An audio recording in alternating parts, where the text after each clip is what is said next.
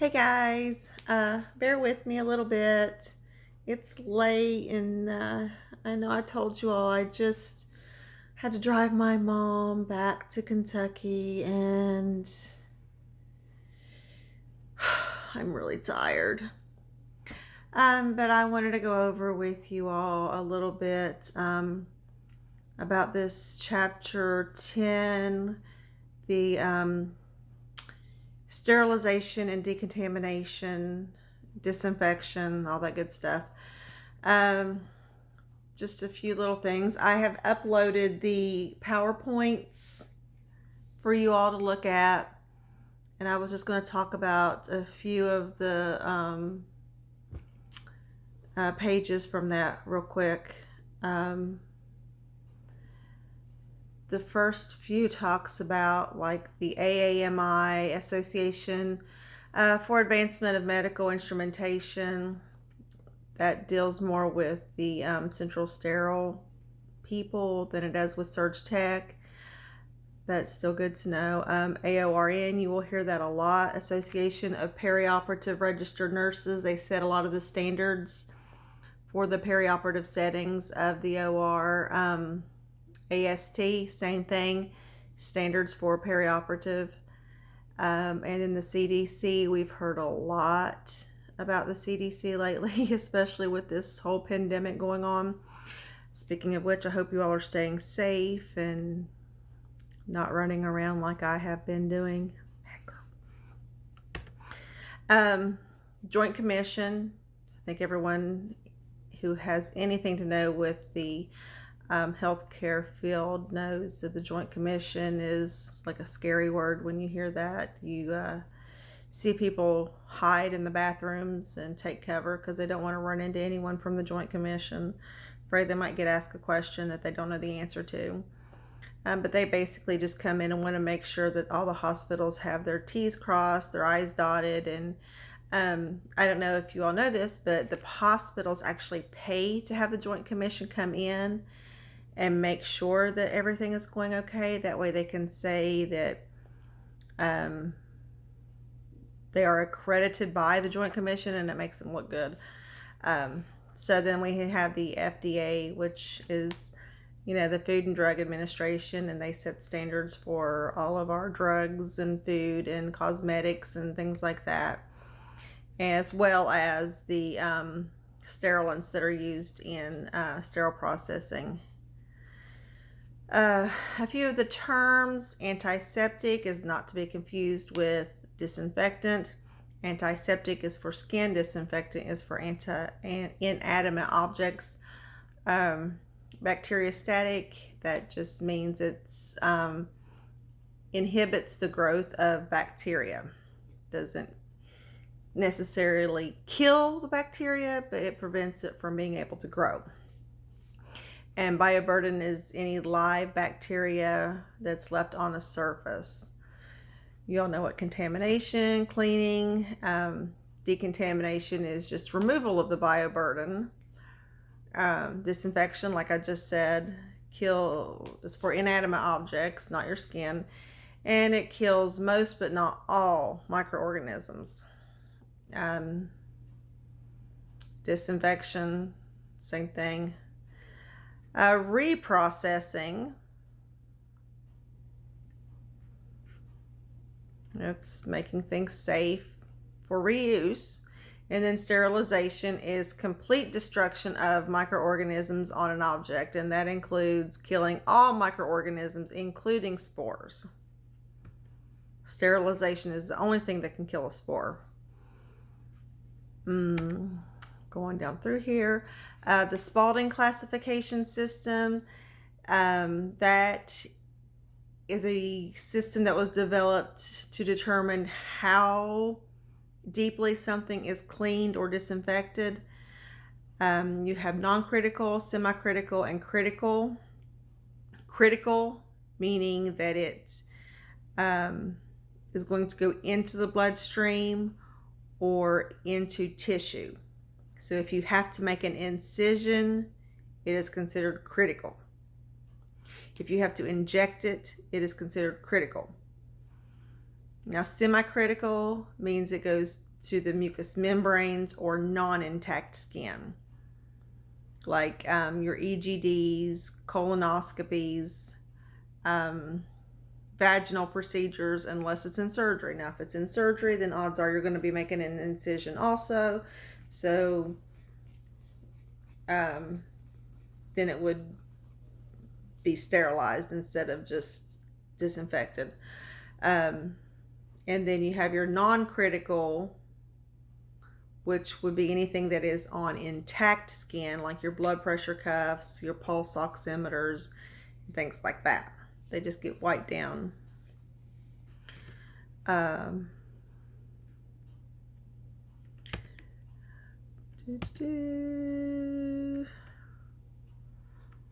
of this you all can just read yourself.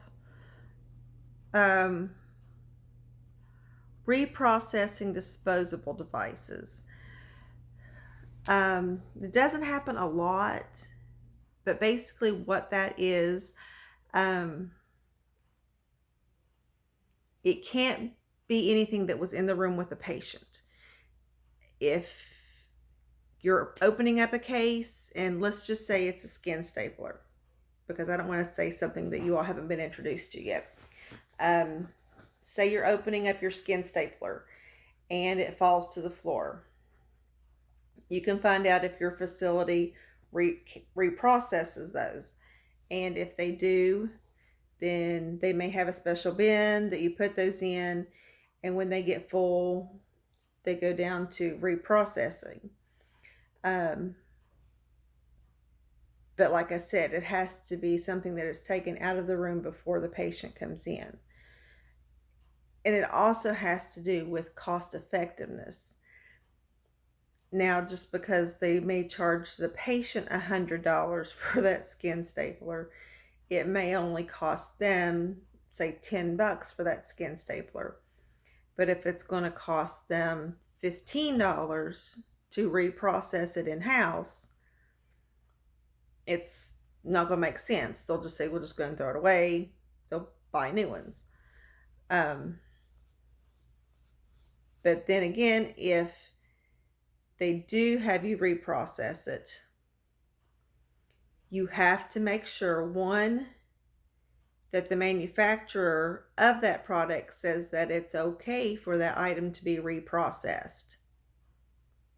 And two, that the manufacturer gives you instructions on how that item is to be reprocessed.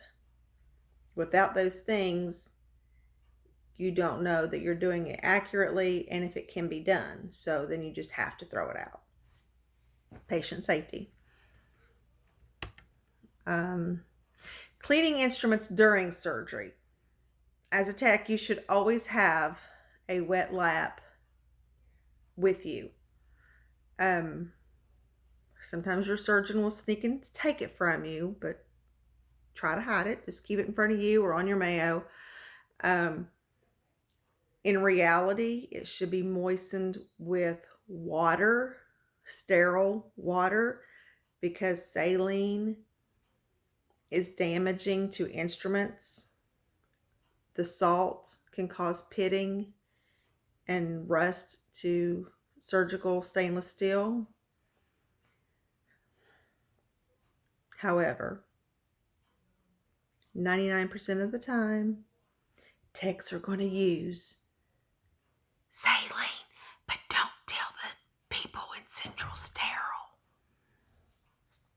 Okay? You're supposed to use water, sterile water. So when the surgeon hands you back instruments, if there is visible debris on it, you should wipe it off before you put it back on your Mayo or your back table. Because the debris being left on the instrument can also cause damage to the instrument. And two, having dirty instruments makes the instruments more difficult to handle and not work properly. And if you go to hand a dirty instrument back to the surgeon, you're probably going to get yelled at, and then everybody's just going to have a bad day. So you're better off just go ahead and clean them. And then when the case is over and you're transporting your instruments back or down to central decontamination area, you need to put it in a covered cart. And the people that are in decontamination all have to wear PPE, just like you: face, mask, eye protection, gloves. They need to have a waterproof apron and shoe covers. The instruments should be sorted because not all instruments can be submerged in water. You have to make sure that the delicate instruments don't get thrown in with heavy instruments on top that can cause damage to it. All of the bits and pieces need to be taken apart so that they can get properly cleaned. You have to use the right size brushes to clean the instruments, and that includes like little bristles that clean down inside of lumened instruments to make sure that they get cleaned properly. And always make sure that when you're scrubbing, because you very well may end up working in a small hospital where you have to clean your own instruments every now and then. When you scrub your instruments in the decontamination area, you do it underwater. You do it above water, it creates aerosols, and they fly up in the air and you breathe it. They land on your skin, they can go into your mucous membranes, and so whatever debris, bioburden is on that instrument is floating around and landing on you. So you do it underwater. Cleaners, we have the ultrasonic cleaner, which removes dirt by a process called cavitation, and that is where bubbles, small little bubbles, implode inwards, and it pulls the debris from the instrument out, and that is cavitation through the ultrasonic washer. Ophthalmic instruments are take special cleaning because they are usually very tiny instruments. Any of your micro instruments,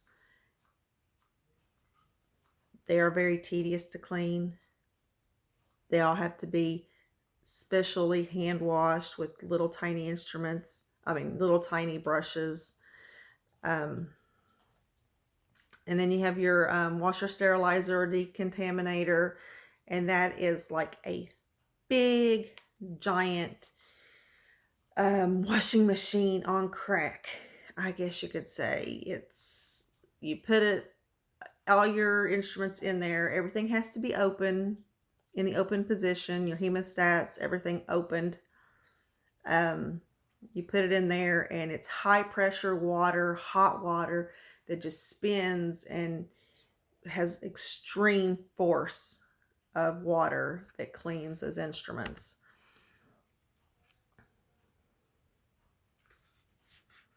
Any loaner instruments that come in from other hospitals or from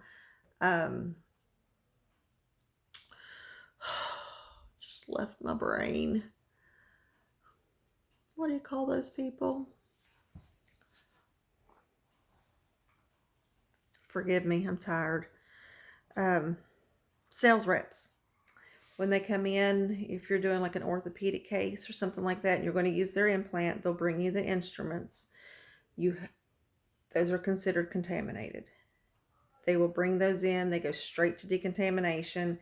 They get scrubbed just like they had come from an OR case. They get taken apart piece by piece, scrubbed. They go through the whole works before they are to be taken to the OR, or they're supposed to. I know of a case not too long ago where somehow, some way, they like skipped the whole decontamination part and they didn't inspect them. They just threw them in the sterilizer. And when the instruments got to the OR, I guess where the instruments had been in the back of this person's vehicle, they found a cockroach or some kind of bug in one of them, one of the trays, and then some leaves in another one. Really weird. So obviously it wasn't done properly.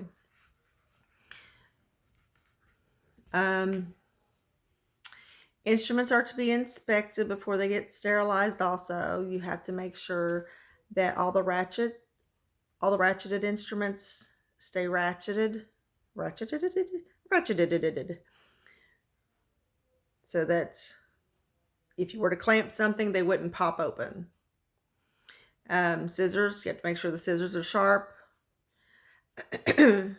If they're osteotomes and things like that, orthopedic instruments, bone cutters, you got to make sure that they cut properly. I won't get into all of that with you because that's more of a sterile processing thing. But micro instruments need to be looked at under a microscope because they are small. You need to make sure that all of the little bits and pieces are not damaged. Let's see. Hinged instruments are open. Sharp and pointed instruments are turned downward. All instruments with movable parts are disassembled. And heavy instruments are on the bottom because we don't want to break the small ones. All instruments with lumens are flushed properly.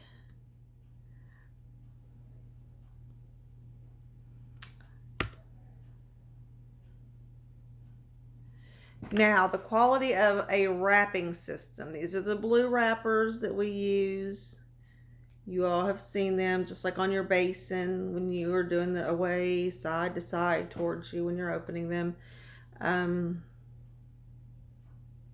They have to be able to allow the sterilant to penetrate, but at the same time not hold moisture in. So they have to be able to penetrate and then dissipate the sterilant, but then at the end of the cycle be able to aerate to allow any extra to come back out. So they have to be woven and be able to have air freely move throughout them under pressure. They cannot be toxic. They cannot have dyes that would fade onto things like that. They cannot produce lint. And they cannot tear easily.